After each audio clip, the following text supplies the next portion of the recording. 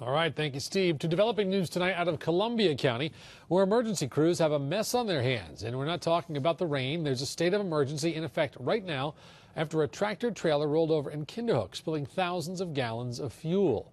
It's all happening at the intersection of Route 9 and 9H. Tonight, the road remains shut down, and there's a limited evacuation of surrounding homes.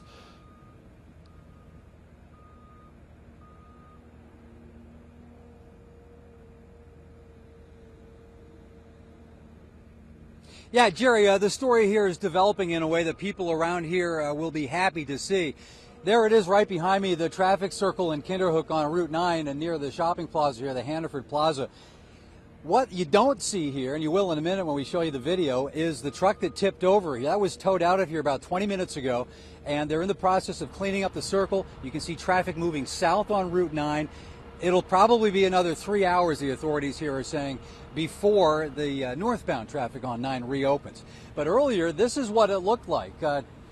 Trucker coming through the circle carrying about 8,000 gallons of home heating fuel tipped over.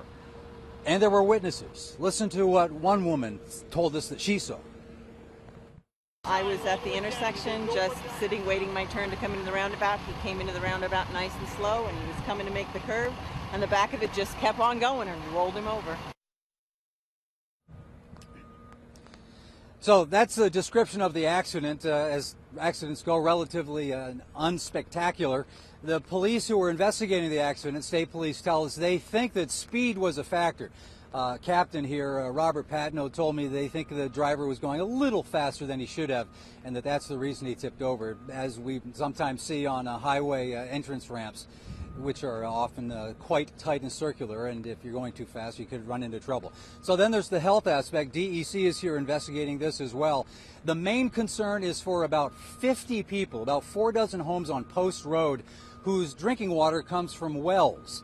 The DEC is trying to notify all of those people as quickly as they can. They might not have been able to reach some of the folks who've been at work earlier today, but they expect to do that shortly.